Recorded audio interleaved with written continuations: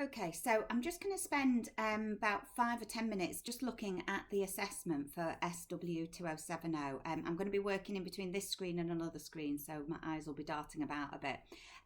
But I've had a number of emails asking me about the assessment, and some people wanting some clarification on parts of it.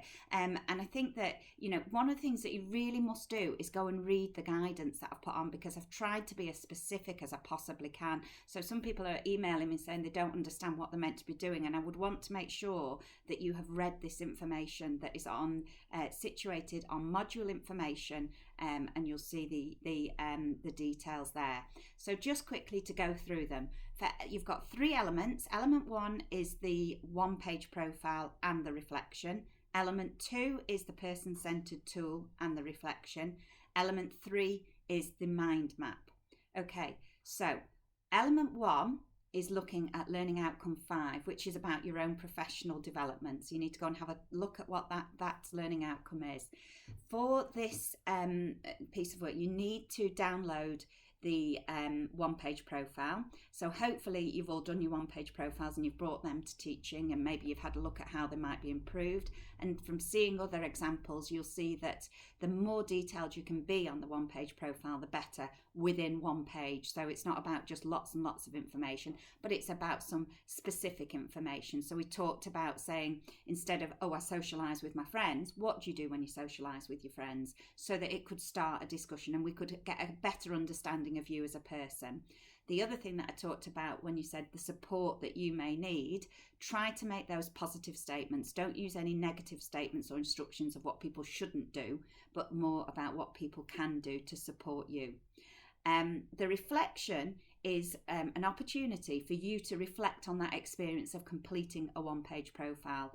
How did it feel to actually have to put that information together about yourself, to share that information, and maybe to think about how that might relate to your role within practice of using a one-page profile.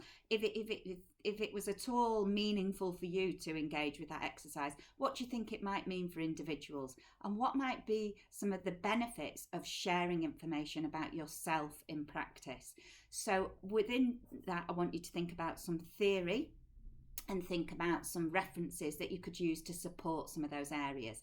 Now, you can't cover everything, but you might want to think about some person-centered theory. You might want to think about social pedagogy, about using the personal, using your heart in practice. There's lots of opportunities to use references in there. I'm not going to tell you how many references you should use. It's about using some quality references to demonstrate that you understand how theory links to practice.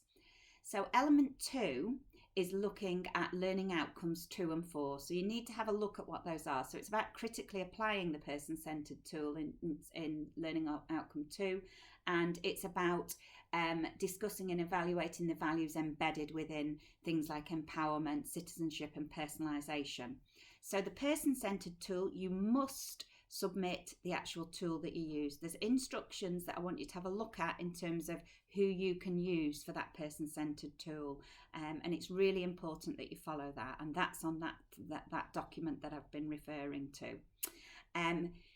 The tool itself is submitted and demonstrates that work that you've done, but importantly in the reflection, which will be a Word document which is submitted alongside that, you're thinking about some of the reflections of using that tool in practice and how you can relate that to the personalisation agenda, to why person-centred practice is so important in the work that we do. How did it support you getting to know that person? How did it support the individual in moving forward? How might you use it in a practice situation? How does it differ from using some of the traditional formats that we've used or you might use in placement? You really have to think whatever was pertinent for you in using that person-centered tool, what can you then discuss as part of that reflection? So then we move on to element 3, which is the mind map. And so for the mind map, you're thinking about learning outcomes 1 and 3. So it's about the current policy developments in light of personalisation And then it's also about the tensions between safeguarding and person-centred practice within personalisation. So you've watched The Lady in the Van. She is the case study. She's going to be placed in the middle of the mind map, and then from that you're going to have a look at legislation, policies, external influences. So you'll be looking at the Care Act. You might be including something around Mental Capacity Act. You're also looking then at some of the theories that you would use to inform your practice. So you've all had a look at an example of a mind map that I've shown you, and hopefully you'll be able to use some of that information to support it. Now, what I want to try and see in the mind map is, some people say, well, how can I show you that I'm critically analysing and critically understanding the issues? But if you just have a mind map that just has the Care Act and then the name of all the sections, you're not demonstrating to me that you understand how those sections connect to Miss Shepherd. So you might use an example from the film and write that in a little box next to something you've mentioned about section 42, for example.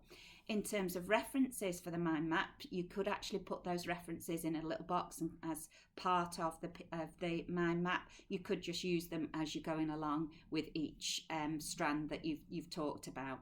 So I think that the important thing about the mind map is that it isn't just signposting you to different parts of legislation or different parts of theory, but that you can try and make some of the connections with the films, try and depict where there might be a tension in some of those areas. So what I'm understanding is that depending on where your lines are going to within the mind map, I can understand the critical paths that you're thinking are existing within that.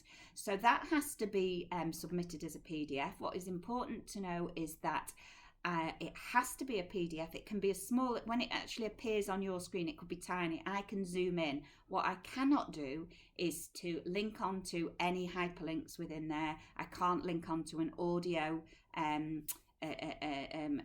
audio tool of any way. I think I might have mentioned that in one of my seminars, but I cannot do that. So have a think about how you will use simple examples. Don't worry about how small they are, but I have to be able to open them.